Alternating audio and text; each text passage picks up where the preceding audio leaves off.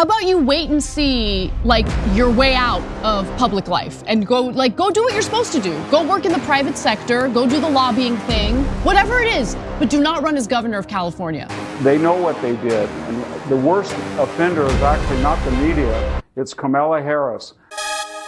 Today, I came to party. You thought we were done with Kamala Harris. You thought, whew, dodged a bullet on that one. But Kamala Harris is back. Will she be president? I don't know.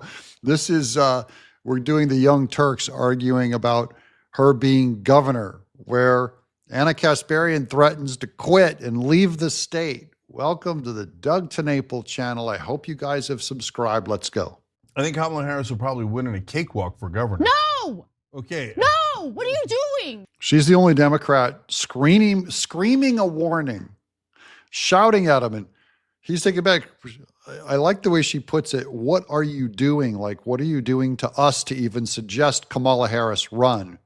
Cenk Uygur says she'll easily win California. Yeah. What are you doing? No, I'm telling you the reality, whether you like it or not. What are you doing? Democratic voters in California love to obey. And so oh my God, oh my God, oh my God. I'm gonna move, Cenk. I'm gonna quit my job. I'm gonna quit my job and I'm gonna move. I'm not saying I'm in favor of it. I'm telling you what's... Anna Kasparian has to live in California. I love California. I was from there. I was born there. And that state is being destroyed by Gavin Newsom right now. There's no way it survives a Kamala Harris. For those of you in California, let me know in the chat below. Will California survive 4 years of Kamala Harris? But the Democrat Party appears to be doing something with Kamala Harris. They're trying to bring her back, maybe make good on the $1 billion that was invested in her. Can they pull some kind of a win out of her by having her run for governor in California? Like if the Democratic Party said, we anoint Kamala Harris, a giant percentage of Democrats in California would go, yes, we obey. We will take the loyalty oath. It doesn't matter how bad she is. This state cannot survive another incompetent Democrat leading it. The California state, even though it can't survive another Kamala Harris of 4 years, a Democrat, they will still vote that way because it's the state, because they're all rich coastal elites that decide everything. They've been committing a slow suicide for 30 years. Leading it. Democrat like Kamala. No, we just can't. Okay, like, anyway, so like people are egging her on, okay?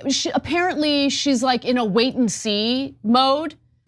How about you wait and see, like, your way out of public life and go do what you're supposed to do. Go work in the private sector, go do the lobbying thing, whatever it is, but do not run as governor of California.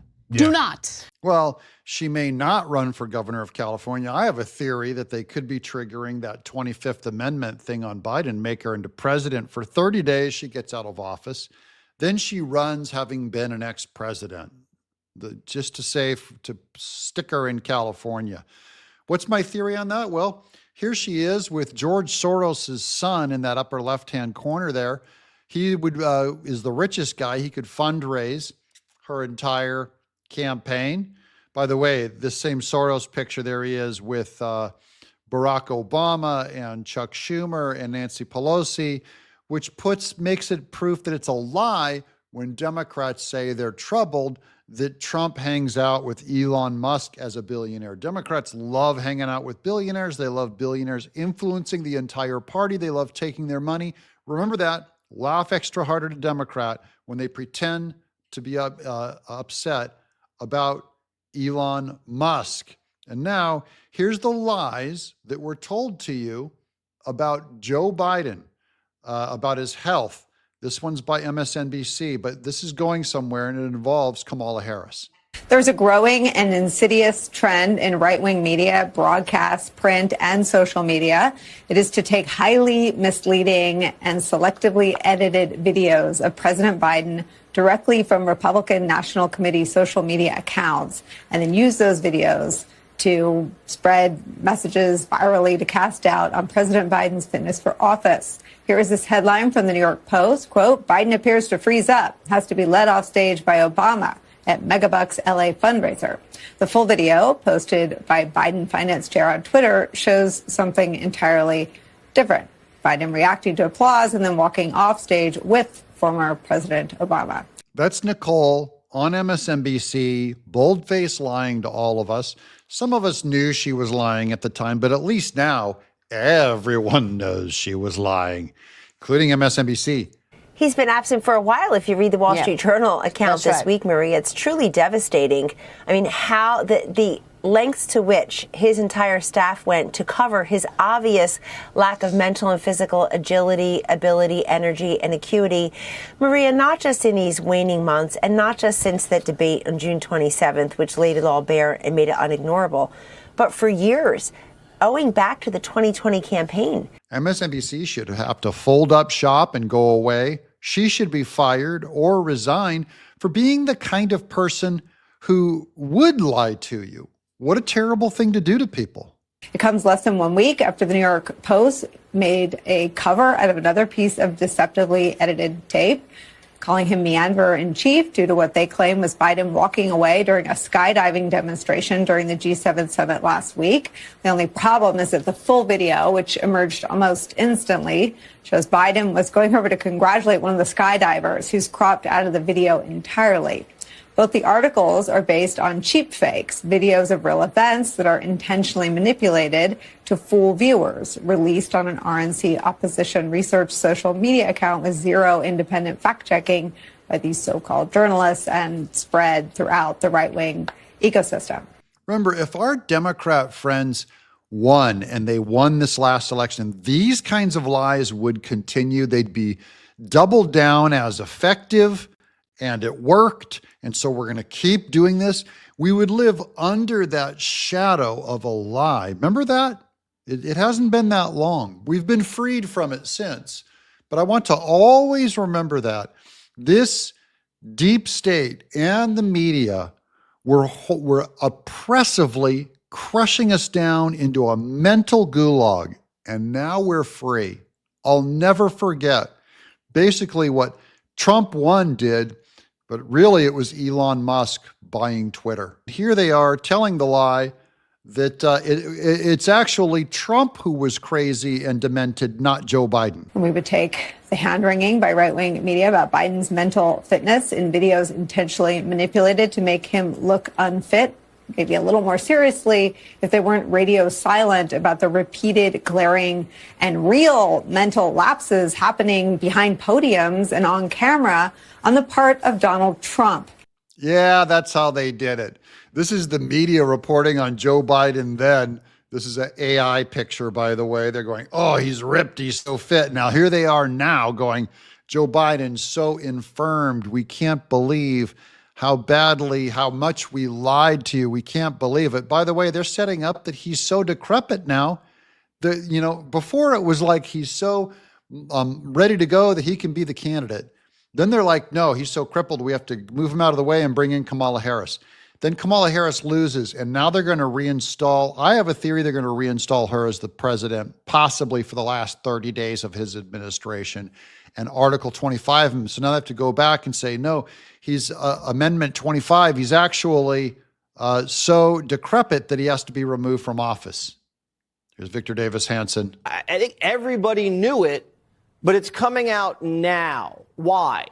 Why? I don't think it's too cynical, Jesse, to say that these reporters who participated in this cover-up have now adjudicated in these last 40 days that Biden cannot help them by complicity in this lie. They won't be rewarded. He has no power to help them, and he has no power to hurt them if they now finally tell the truth.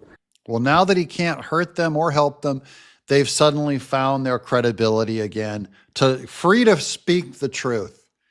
That really is what's at stake here, is will I tell you the truth until it starts to cost me something, like if it cost my job? And by the way, it really does cost you something to tell the truth. Even here on YouTube, you can get your channel just gone if you tell the truth.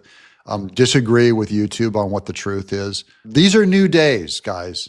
It's a new day, but now we're looking back on who lied. It was Kamala Harris.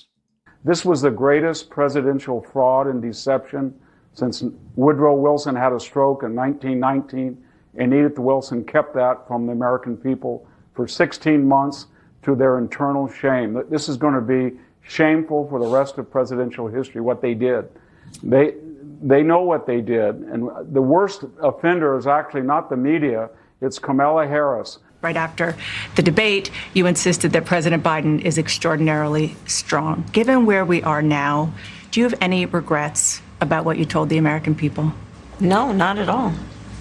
Not at all. When she announced the Robert Hur report, she attacked him personally and said he should be ashamed of himself. He's unprofessional for just the idea of hinting that Joe Biden would appear enfeebled before a jury and therefore would be exculpated. She should have got down on her knees and thanked Robert Hur that they gave him that out from felonious behavior. So Kamala Harris is the one who Victor Davis Hanson blames the most. We have a very bold and vibrant president in Joe Biden. But a majority of Americans, a majority of Democrats, according to our new poll, say they don't want President Biden to run again. What do you say to them? I mean, George, I think that age is more than a chronological fact. Who is probably one of the boldest and strongest American presidents we have had. First of all, I would say that age is more than a chronological fact. She couldn't tell if there was a problem. I'm not lying. Why is Biden getting the bad rap and not Trump? I don't get it. Well, first of all, let me just address the issue directly, because I spend a lot of time with our president. I spend a lot of time with Joe Biden, be it in the Oval Office, the Situation Room, you name it. Be it in the Oval Office or the Situation Room. Would that disqualify her from being the California governor, or is something else up? And this was the denouement of a long type of deception. They appointed Joe Biden as a facade, the Obamas and the hierarchy of the Democratic Party. Now, Victor Davis Hanson says it's Obama and Obama's staff and his regime that are running the government. Do you agree? Let us know in the comments below. Is Obama the acting president for the last 4 years? Is he the one pulling the strings?